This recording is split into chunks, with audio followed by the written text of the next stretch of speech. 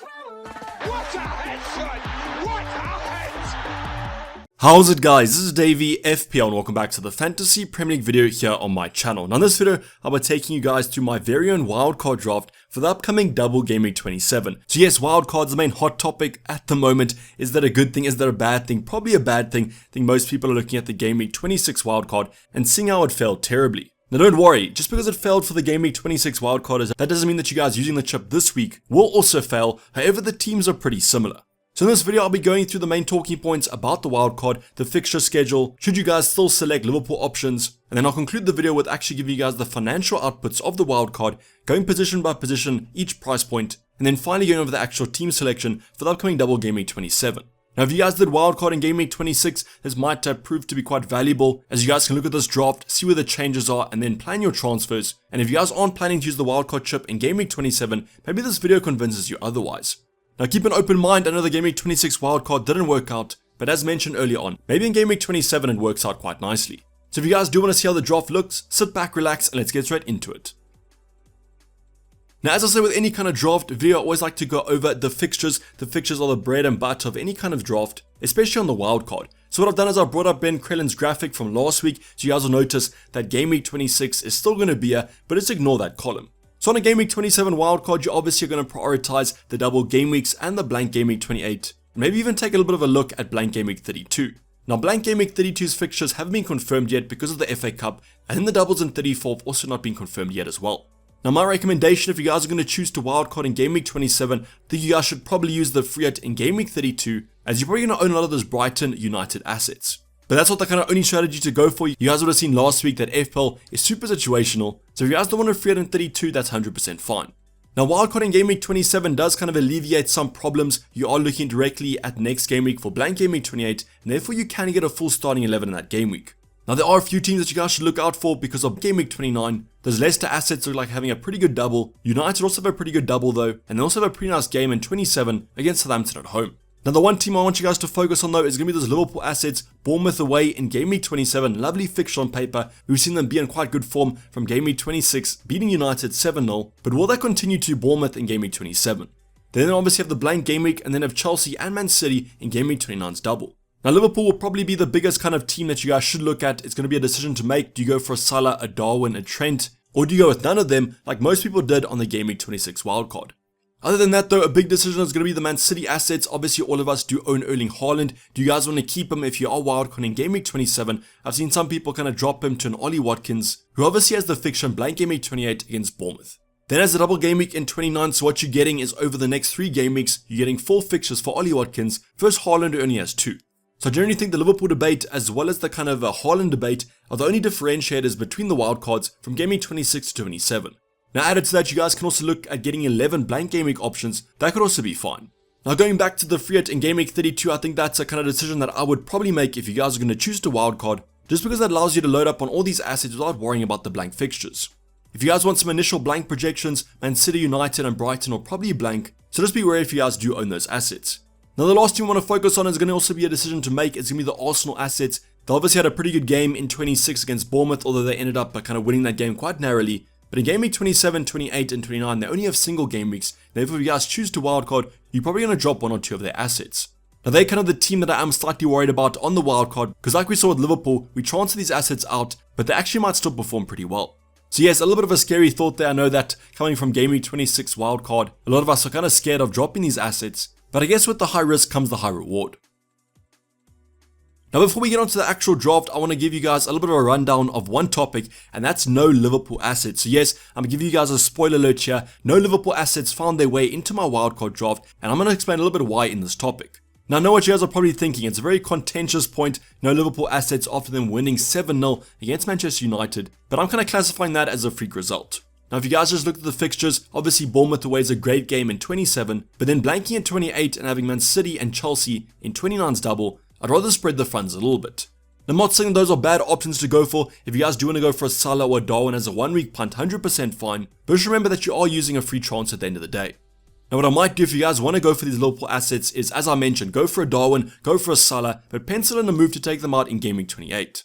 But I know everyone's minds are kind of fresh from that 7-0 victory, but who kind of knows? Football's unpredictable, maybe Bournemouth actually get the result here. but I'm pretty sure there'll be lots of you in the comments down below saying, where's Salah, where's Darwin, where's Trent? I just want to address this topic before we get onto the actual draft. Now if you guys do have those assets in your team on your wildcard draft, drop them in the comments down below. I want to see a draft that actually contains them, as they are quite expensive.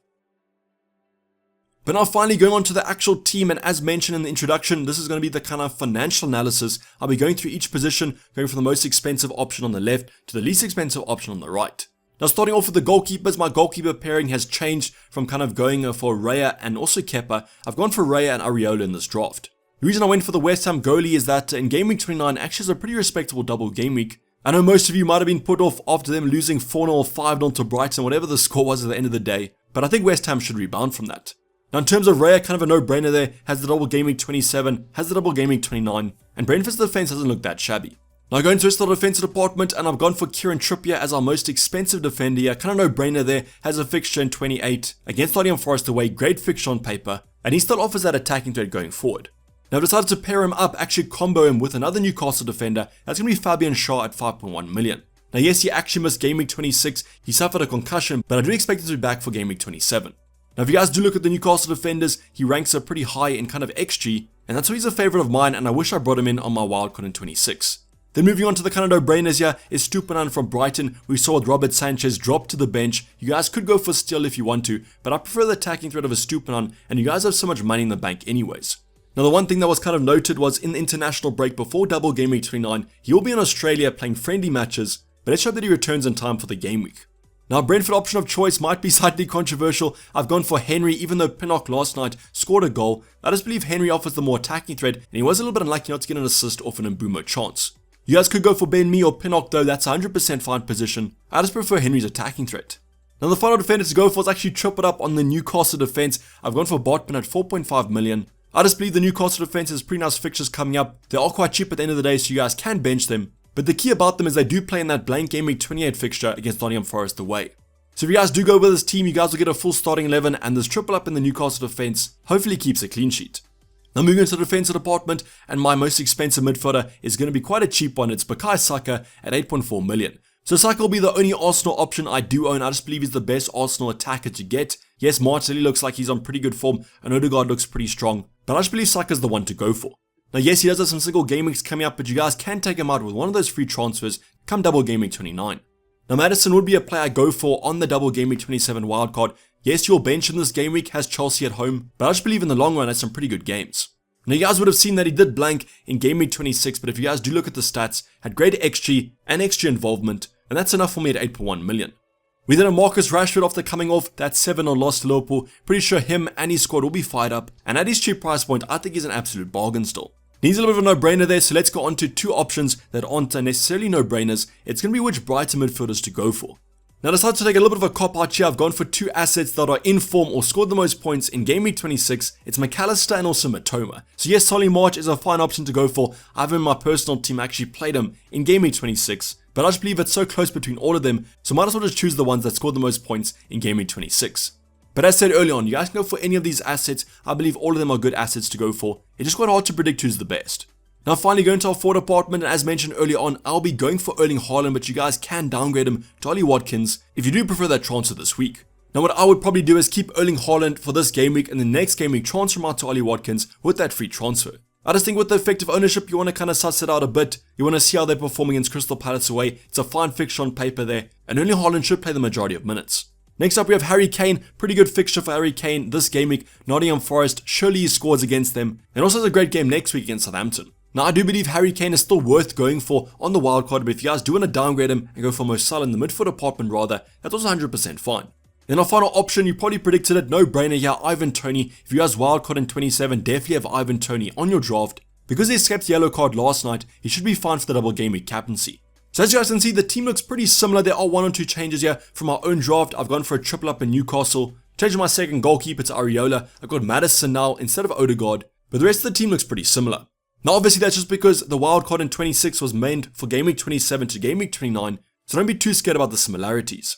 Now if you guys have a different draft, comment it down below. As mentioned early on, if you have Salah, if you have Trent, if you have Darwin, I want to see how your draft currently looks like, because I honestly don't know who I would drop from this team for those assets. But otherwise don't roast me too much about my game week 26 wildcard as well.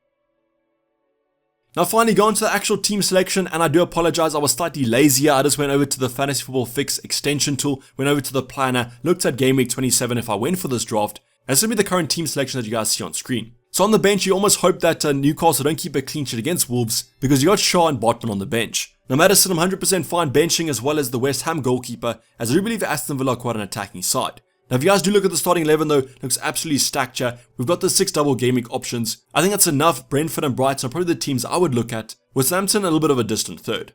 Now in terms of captaincy, I've got an Ivan Toney right now because he escaped that yellow card last night. And honestly, you guys have no complaints about this selection because it looks absolutely stacked. Now you guys can use the tool if you want to go for the future game weeks, but I'm going to end the video right here. So this is basically all the video guys, hope you did enjoy it. Don't like, video, and subscribe if you haven't subscribed yet. I'll be seeing you guys for future videos tomorrow, the ultimate guide, who to captain in this upcoming game week, as well as my team selection coming up on Thursday. But I'm myself, Dayvy FPL, and I'm out. Cheers, bye.